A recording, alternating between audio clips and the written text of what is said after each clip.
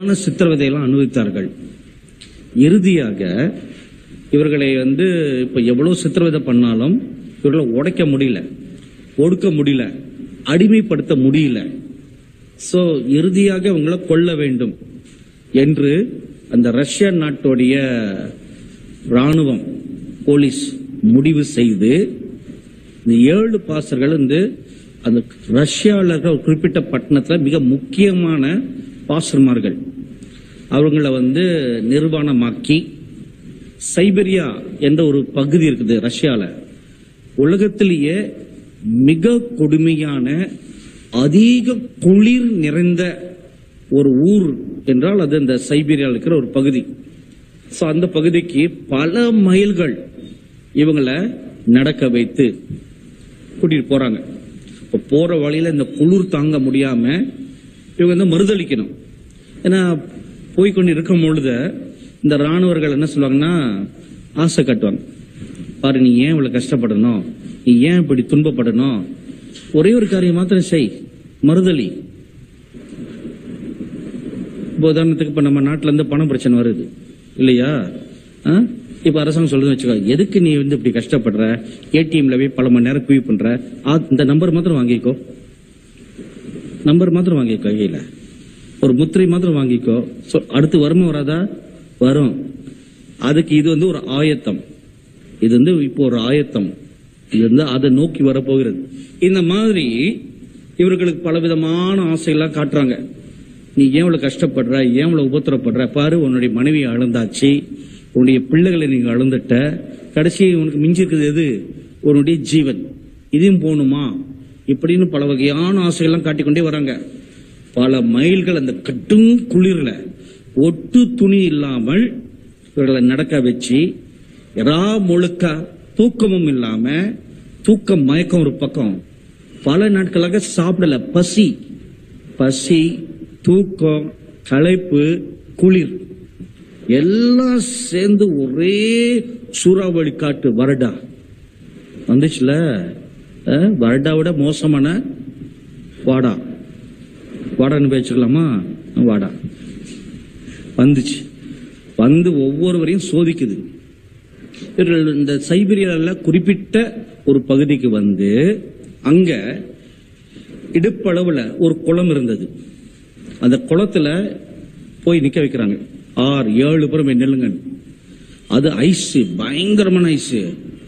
நம்ம ஃப்ரிட்ஜ்ல இருக்கிற ஐஸ் தண்ணி மாதிரி கிடையாது, அதை விட மோசம். 7 செட்டு ஆடைகள் கரையில வைக்கப்பட்டு அந்த ராணுவத்தோட கேப்டன், அவரு நல்ல, நீங்களா இப்ப சேர்ல உட்காந்துருக்கீங்களா, அது மாதிரி அழகான ஒரு சேர்ல அமர்ந்து கொண்டு, நேரம் போக போக போக எவ்வளவு நேரம் தான் நீ உன்னால அவ்வளவு உஷ்ணத்தையும் குளிர தாங்கி கொண்டு இருக்க முடியும்? ரத்தம் எல்லாம் உறிஞ்சி போக ஆரம்பிச்சிருச்சு. தண்ணியை கொண்டு போய் ஃப்ரிட்ஜ்ல இருக்க அந்த ஃப்ரீசர்ல வச்சனாகும் ஐஸ் கட்டியா மாறும் இல்லையா? அதே நிலைமை நம்முடைய ரத்தத்துக்கு உண்டாகும். அது அப்படியே கட்டி போல மாற ஆரம்பிக்குது. கட்டி போல ஆரம்பிச்சு கொண்டே இருக்க மறிக்கிற நேரம் ஒண்ணு வரும் இல்லையா? அந்த மறிக்கிற நேரம் வரும் பொழுது இந்த கேப்டன் இருக்கிறார்ல, அவருக்கு உட்கார்ந்து கொண்டு ஒரு பெரிய சுருட்டு, நம்ம நாட்டு சுருட்டு மாதிரி கிடையாது, பெரிய சுருட்டு, அது ஒண்ணு வாயில வச்சுட்டு அப்படியே ஊதி ஊதி தள்ளிக்கிட்டு இந்த காட்சியை பார்த்துக்கிட்டு அவங்கள வசப்படுத்தி கொண்டே இருக்கிறார். திடீர்னு ஒரு அற்புத காட்சி அவர் பார்த்து கொண்டிருக்கிற, வானத்திலிருந்து 7 தேவதூதர்கள் இறங்கி வராங்க. ஒவ்வொரு தேவதூதர் கையிலையும் ஒரு கிரீடம். இந்த 7 தூதர்களும் இந்த பாஸ்டர்களுடைய தலைக்கு நேராக நிற்கிறார்கள். இப்படியே வாயை பொழந்து பார்த்துக்கிட்டே இருக்கிறார். திடீரென்று ஒவ்வொரு பாஸ்டரும் மறிக்க ஆரம்பிக்கிறாங்க. டொப்பு டொப்புன்னு தண்ணியில விழுறாங்க. இவர்கள் மறிக்கிறதுக்கு ஒரு செகண்ட் இருக்க இந்த தூதர் கொண்டு போய் கிரீடத்தை அவங்க தலையில வைப்பாங்க. தலையில வைத்த மாத்திரத்துல தொப்புன்னு தண்ணிக்குள்ள விழுந்துருவாங்க. இப்படின்னு ஒவ்வொரு பாஸ்டரா விழ விழ விழ இந்த 7வது பாஸ்டர் இப்படி பாக்குறாரு. ஒரு ஆச்சரியமான சம்பவம் நடக்குது. இந்த 7வது பாஸ்டருக்கு தலைக்கு மேல இருக்க தூதன் அவர் கிரீடம் வைக்க வர்றாரு, ஒரு திடீர்னு திரும்ப மேல போறாரு, அப்புறம் திரும்ப கீழே வருவாரு, அப்புறம் திரும்ப மேல போவாரு. இந்த கேப்டனுக்கு ஒரே ஆச்சரியம், இது என்ன இந்த 7வது தூதன் மாத்திரம் மேலே ஏறுவதும் கீழே இறங்குவதும் மேலே ஏறுவதும் கீழே இறங்குவதும் மாதிரி இருக்கிறத, என்ன மேட்டர் அப்படின்னு ஆச்சரியத்தோட பார்த்து கொண்டிருக்கிறார். என்னன்னு புரியல. மீதி 6 தூதர்களும் கிரீடங்களை வைத்தாங்க, இந்த பாஸ்டர்கள் விழுந்து சத்தாங்க. ஆனா 7வது தூதன் மாத்திரம் ஒரு ஆட்டம் ஆடுவதை போல, நீயா நானா என்று ஆட்டம் ஆடுவதை போல இப்படி மேலையும் கேளியும் இருக்கிறார, என்ன அர்த்தம் என்று பார்த்து கொண்டு இருக்கையில திடீரென்று இந்த 7வது பாஸ்டர் கையை தூக்கி எரிஞ்சி, நான் இயேசு கிறிஸ்துவை மறுதலிக்கிறேன் என்று அறிக்கையிட்டார். இந்த பாஸ்டர், இந்த கேப்டனுக்கு ஒரே ஷாக்கு. மறுதலிக்கிறேன்னு சொல்லிட்டு தண்ணியை விட்டு வெளியே வராரு. வெளியே வந்து உடனே ஒரு சிகாரை பத்த வச்சு, சுருட்டை பத்த வச்சு, ஒரு சாராயத்து பாட்டில் உடைச்சு குடிச்சு, லபக் லபக் குடிச்சு, டிரெஸ் எடுத்து மாட்டிக்கிட்டு தீக்கு முன்பதாக வந்து உட்கார்ந்து கொண்டார். இந்த கேப்டனுக்கு ஒரே ஆச்சரியம். அப்படியே பாக்குறாரு, அந்த தூதனை பாக்குறாரு, இந்த பாஸ்டரை பாக்குறாரு. இவரு 6 தூதனையும் பார்த்து, இந்த 7வது தூதன் இந்த மேலே ஏறுவதற்கும் கீழே இறங்குவதற்கும் என்ன அர்த்தம் என்று அதன் பிறகு அவர் கண்டுபிடித்தார். ஒவ்வொரு முறை இந்த பாஸ்டர் இல்ல நான் உறுதியாக நிற்க வேண்டும் என்று நினைக்கும் பொழுது அந்த தூதன் கீழே இறங்கி வரார். ஐயோ வேண்டாம், விட்டுடுவோம், இதுக்கு மேல முடியல நினைக்கும் பொழுது அந்த தூதன் மேல போறார். இதுதான் அதோடைய அர்த்தம். மறுதளிக்கும் பொழுதெல்லாம் நீ உன்னுடைய நேரா ஓடி போய் இந்த 7வது பாஸ்டர் எங்க நின்றாரோ அந்த இடத்துல போய் அவர் நிக்கிறார். அவர் நின்ற மாத்திரத்துல அவருடைய உயிர் பிரிகிறது. அந்த தூதன் கொண்டு அந்த கிரீடத்தை அவர் தலையில வைக்க அவர் இரத்த சாட்சியாக மரித்தார். அப்ப இறுதி பரியந்தம் நிலைத்து நிற்பவனே ரட்சிக்கப்படுவான். இறுதி பரியந்தம். பூர்வ காலத்துல நீங்க இரத்த சாட்சிகளுடைய சரித்திரங்கள், அவங்களுடைய வாழ்க்கை சரிதை நீங்க படித்து பார்த்திருந்தா, எந்த அளவுக்கு சித்திரவதையை அனுபவிக்க வேண்டுமோ அவ்வளவுதான் அனுபவித்தார்கள். அவர்களை கொடுமைப்படுத்துகிற போலீஸ் அரசாங்கம் எந்த அளவுக்கு மேக்சிமம் பெயின், உயிர் போகக்கூடாது, ஆனா வலி அவங்க ருசி பார்க்கணும், எந்த அளவுக்கு வலி கொடுக்க முடியுமோ அந்த அளவுக்கு வலி கொடுத்தார்கள். நாம் எப்படி மேற்கொள்ள போகின்றோம்? பூர்வ காலத்துல இன்றைக்கு இருக்கிற வசதிகளை போல அன்றைக்கு இல்ல. இன்றைக்கு இருக்கிற வசதி, இன்றைக்கு இருக்கிற தொழில்நுட்பம் அல்லது பொருளாதார ஆசீர்வாதம், கிறிஸ்துவ திருச்சபை பல மாற்றங்களை இந்த கடந்த 2000 ஆண்டுகளாக கடந்து போயிருக்கிறது. எபிசி கால பட்டணத்துல அன்பு நிறைந்திருந்தது. அந்த காலம் மாறி 7 யுகங்களை மாறி 7வது யுகமாக லவுதிக்கியா திருச்சபையின் காலத்துல நாம் இப்பொழுது இருக்கிறோம். இந்த லவுதிக்க திருச்சபையின் காலத்துல திருச்சபை எப்படி இருந்தது? அதிக ஐஸ்வர்யம் நிறைந்திருந்தது. அவங்களுக்கு எந்த பற்றாக்குறையும் இல்ல. உடுத்த உடை இருந்தது, நல்லா சாப்பிட்டாங்க, நல்ல வசதி இருந்துச்சு, அளவுக்கு அதிகமா இல்ல, ஆனா பட்டினியா இல்ல. யாருக்கும் வீடு வாசல் இல்லாம ரோட்டுல யாரும் தங்கல. ஒரு கூரை இருந்துச்சு, தலைக்கு மேல ஒரு கூரை இருந்துச்சு. இப்படிப்பட்ட ஒரு வசதி இப்பொழுது நம்ம வாழ்ந்து கொண்டிருக்கிறோம்.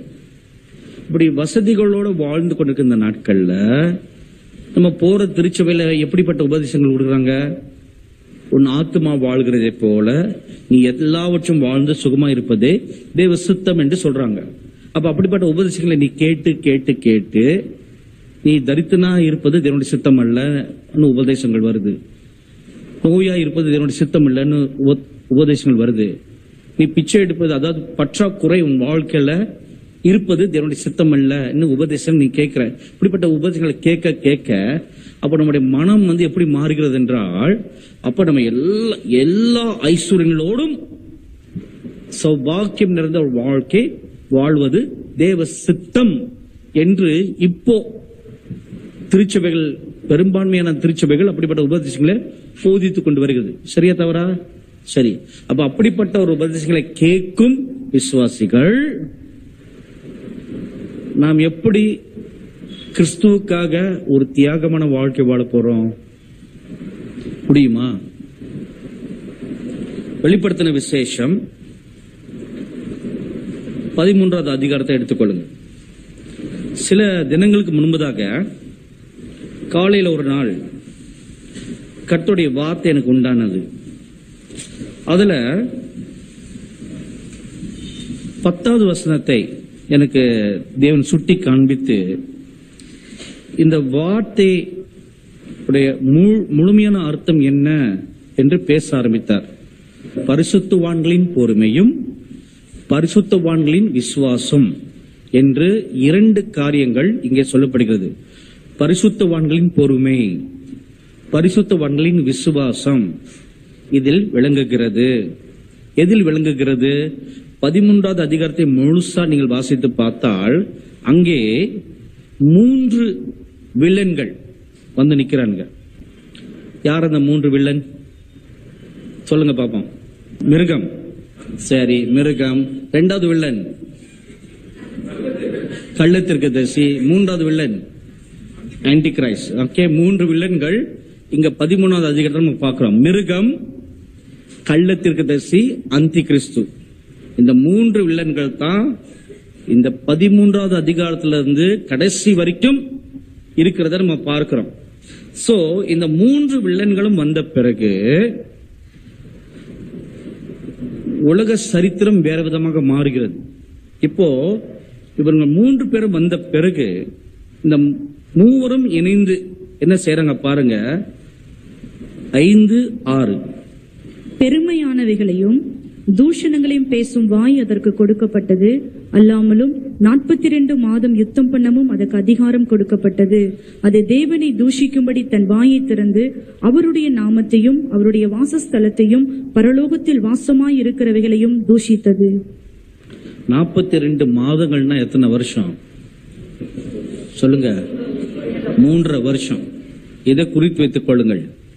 அப்ப ஒரு உபத்திர காலம் 3.5 வருஷம் நீடிக்க போகிறது.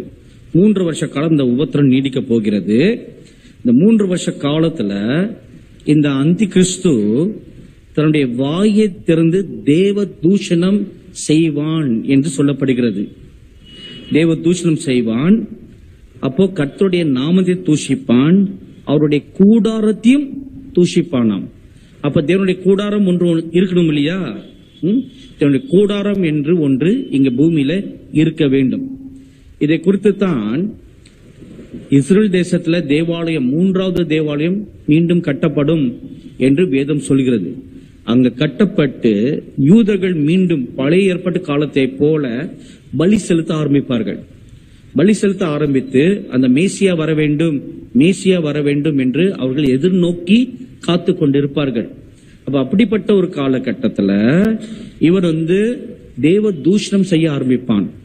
தேவனுக்கு விரோதமாக பேசுவது, தேவன் இல்லை என்று சொல்வதும், கர்த்தருடைய ராஜ்யத்துக்கு விரோதமான காரியங்கள் பேச போகிறான் என்று அங்க சொல்லப்படுகிறது. 7வது வசனத்தை பாருங்க. மேலும் பரிசுத்தவான்களோட யுத்தம் பண்ணி, பரிசுத்தவான்களுடன் யுத்தம் செய்து அவர்களை ஜெயிக்கும்படி அதற்கு அதிகாரம் கொடுக்கப்பட்டதும் அல்லாமல். ஓகே, இப்போ இங்க 2 காரியம் சொல்லியிருக்கு. ஒன்று, பரிசுத்தவான்களுடன் யுத்தம் செய்கிறான். இது முதல் பாயிண்ட். 2வது, அவர்களை ஜெயிக்கிறான். 2 காரியம். இந்த 2 காரியத்தை நம்ம அனலைஸ் பண்ணணும். பரிசுத்தவான்களுடன் யுத்தம் செய்கிறான். இது நான் என்ன? ரத்தத்தினால் எப்ப யுத்தம் செய்வதை பத்தி கேட்டா கழுவப்படுதா? பரிசுத்தவான்களோடு யுத்தம் செய்கிறான் அப்படின்னா என்ன? பரிசுத்தவான்களோடு யுத்தம் செய்கிறான் அந்தி கிறிஸ்து அப்படின்னா என்ன அர்த்தம்? ஆவிலியா? நல்லா படிச்சு பாருங்க. பரிசுத்தவான்களின் யுத்தம் செய்கிறான், பரிசுத்தவான்களோடு யுத்தம் செய்கிறான். இப்போ பூமியில தேவாலயம் இருக்குது. அது மாம்சத்துல இருக்குதா, ஆவியில இருக்குதா? மாம்சத்துல தானே இருக்குது. மாம்சத்துல ஆலயம் இருக்குது. இப்போ மிருகம் இருக்குது. அது மாம்சத்துல இருக்குதா, ஆவியில இருக்குதா?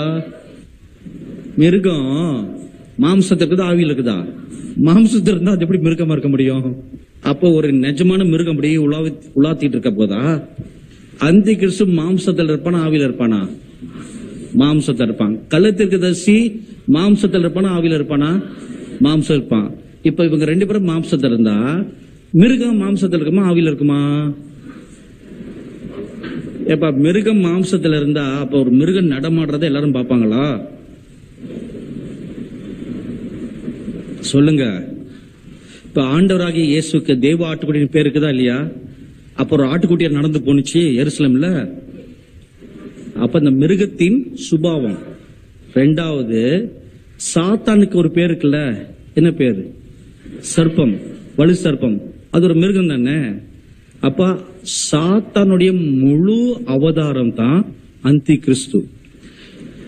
கொலோசியர் புஸ்தகம் 1வது அதிகாரத்தில் நீங்க வாசித்து பார்த்தா தேவத்துவத்தின் முழு அவதாரம், மாம்சிக தோற்றம் தான் ஆண்டவராக இயேசு கிறிஸ்து சொல்கிறது.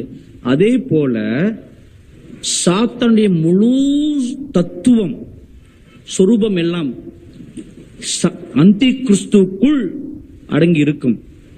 அதனால்தான் பாருங்க அவங்க பேரு அந்தி கிறிஸ்து. கிறிஸ்துவை போல இருப்பான். வெளிப்படுத்தல் 13வது அதிகாரம் அங்கே 11வது வசனம் பாருங்க. பின்பு வேறொரு மிருகம் பூமியிலிருந்து எழும்ப கண்டேன். அது ஒரு ஆட்டுக்குட்டிக்கு ஒப்பாக ஆட்டுக்குட்டிக்கு ஒப்பாக 2 கொம்புகளை உடையதாயிருந்து 2 கொம்புகள் உடையதாக இருக்கும். அப்போ ஆண்டவராகிய இயேசு கிறிஸ்துக்கு என்ன பேரு? தேவ ஆட்டுக்குட்டி. அதே போல அவர் எப்படி இருந்தாரோ பிதா குமாரன் பரிசுத்தாவி பூர்ணம் அவருக்குள்ள இருந்ததை போல இந்த அந்தி கிறிஸ்துக்குள்ள சாத்தானுடைய பூரணம் இருக்கும். அது எதை போல இருக்கும்னா கிறிஸ்துவை போல தன்னை வெளிப்படுத்தி காட்டுவான். அதே போல அந்த ஆட்டுக்குட்டிக்கு 2 கொம்பு இருப்பதை போல இந்த மிருகத்துக்கும் 2 கொம்பு இருக்குது. ஆனால் ஒரு வித்தியாசம். ஆண்டவராகிய இயேசு கிறிஸ்து வாய் தந்து பேசினா கிருபையும் சத்தியமான வார்த்தைகள் அவர் வாயிலிருந்து புறப்பட்டு வந்தது என்று யோவான் புஸ்தகம் சொல்கிறது. ஆனால் இந்த அந்தி கிறிஸ்து பேசும்பொழுது அங்க பாருங்க, இந்த 11வது வசனத்தின் கடைசி பகுதி என்ன சொல்லுது? வலு சர்ப்பத்தை போல பேசினது. வலு சர்ப்பத்தை போல பேசுவான். இப்ப வலு சர்ப்பம் எதை பேசும், எப்படி பேசும்? அதைத்தான் இங்கே நம்ம 6வது வசனத்துல பாக்குறோம். அந்த வாயை திறந்து தேவனை தூஷிக்கும்படி, தேவனை தூஷித்து அவருடைய நாமத்தையும் அவருடைய வாசஸ்தலத்தையும் பரலோகத்தில் வாசமாய் இருக்கிறவர்களையும் தூஷித்தது. பரலோகத்தில் உள்ளவர்களையும் தூஷிப்பான். இதுதான் மிருகம் பேசுகின்ற வார்த்தை. அந்தி கிறிஸ்துவுக்கும் உள்ள வித்தியாசம் இது. வாய் தந்து பேசும் பொழுது உள்ளத்திலே உள்ளவைகள் யாவும் வெளியே வரப்போகிறது. ஆண்டவராகிய இயேசு கிறிஸ்து ஒரு காரியம் சொன்னார் பாருங்க. ஒரு மரத்தை பார்த்து இது நல்ல மரமா கெட்ட மரமான்னு நமக்கு எப்படி தெரிய போகுது? கனிகளை பார்த்து தான். வெளியரங்கமா அந்த மரத்துல அநேக பூக்கள் இருக்கலாம், அழகும் சௌந்தரியமும் பிரகாசமும் நல்ல அடர்ந்த பெரிய மரமாக இருக்கலாம். அது வெளியரங்கமான தோற்றம். ஆனா இது உண்மையிலேயே நல்ல மரமா கெட்ட மரமான்னு எப்படி தெரியும்? கனிகளை வைத்துத்தான். அந்த அகத்தின் அழகு முகத்தில் தெரியும். உள்ள என்ன இருக்குது? அப்ப வெளியரங்கமா ஒரு மரம் எவ்வளவு படர்ந்து போயிருக்குது, எவ்வளவு பெருசாக இருக்குது என்று ஏமாறக்கூடாது. பூக்கள் அழகு. அப்ப ஒரு ஊழியக்காரன் ஒரு ஊழியம் நல்ல வரங்கள் நிறைந்ததாக அழகு நிறைந்ததாக காணப்படலாம். இதை பார்த்து நீ ஏமாறக்கூடாது. அந்த ஊழியத்துல என்ன கனி இருக்கிறது, அந்த ஊழியக்காரனுடைய வாழ்க்கையில என்ன கனி இருக்கிறது. இப்ப வர்தா புயல் வந்துச்சு. 1,00,000க்கும் அதிகமான மரங்கள் சாய்ந்து விட்டது. அதுல சில மரங்கள் 50 ஆண்டுகளாக பூமியில இருந்த மரங்கள். இதை நான் படிக்கும்போது யோசித்தேன், ஒரு மரத்தோடைய பலன் எதுல இருக்குது? வேர்ல இருக்குது. அப்ப அந்த வேறு நல்ல ஆழமாக பூமியில பலமாக இருந்தால் எந்த புயல் அடிச்சாலும் அதை அசைக்க முடியுமா? அசைக்க முடியாது. ஏன்னா அந்த மரம், அந்த வேர் பூமி அப்படியே பிடித்து கொண்டு ஸ்ட்ராங்காக நிற்கும். அப்ப ஒரு மரம் சாயுதுன்னா வேறு பலமாக இல்லை. 2வது வேர் ஆழமாக இல்லை. 2 ஒன்னு வேறு பலமாக இல்லை, ரெண்டாவது வேர் ஆழமாக இல்லை. 2 காரியத்தினாலதான் ஒரு புயல் அடிக்கும் பொழுது மரம் சாய்ந்து விழுந்து விடுகிறது. இதே போல 2 காரியங்கள் சொல்லப்படுகிறது பாருங்க. 10வது வசனத்துல பரிசுத்தவான்களின் பொறுமை, பரிசுத்தவான்களின் விசுவாசம். கடைசி காலத்துல நீ கர்த்தருக்காக இரத்த சாட்சியாக அழைப்பு பெற்று நிற்கும் போது நீ சாயாமல் நிற்க வேண்டுமானால் உங்களுக்கு 2 சுபாவங்கள் இருக்க வேண்டும். பரிசுத்தவான்களின் பொறுமை, பரிசுத்தவான்களின் விசுவாசம். பரிசுத்தவான்களின் பொறுமை என்றால் என்ன? ஆண்டவராகிய இயேசு கிறிஸ்துவின் வாழ்க்கையை நம்ம நோக்கி பார்ப்போம். ஏன்னா அவர் தான் நமக்கு ரோல் மாடல். ஆமீன். அவருடைய வாழ்க்கையில என்னென்ன காரியங்கள் நடந்ததோ அவர் மேற்கொண்டபடினால் நாம் மேற்கொள்ள முடியும். அவர் விசுவாசித்தபடினால் நாமும் விசுவாசிக்க முடியும். என்னை விசுவாசிக்கிறேன், நான் செய்த கிரியைகளையும் செய்வான், அதுக்கு மேலையும் செய்வான். அப்ப ஆண்டவராகிய இயேசு தான் நமக்கு ரோல் மாடல். முதலில் 12வது அதிகாரம் 2வது வசனத்தை பார்ப்போம். Let's look at Hebrews chapter 12 verse 2 first. அவர் தமக்கு முன் வைத்திருந்த சந்தோஷத்தின் பொருட்டு அவமானத்தை எண்ணாமல், அவருக்கு முன்பதாக வைக்கப்பட்டிருந்த ஒரு சந்தோஷத்தை கண்ணோக்கி பார்த்து அவமானத்தை எண்ணாமல் சிலுவையை சகித்து தேவனுடைய சிங்காசனத்தின் வலது பாரிசத்தில் வீற்றிருக்கிறார். சிலுவையை சகித்து அவமானத்தையும் சிலுவையும் சகிக்க வேண்டுமானால் உனக்கு என்ன இருக்கணும்? என்ன இருக்கணும் சொல்லுங்க? பொறுமை இருக்கணும். இதான் இந்த வசனத்தை உங்கள் கண்கள் முன்பதாக வைத்துக் கொள்ளுங்கள்.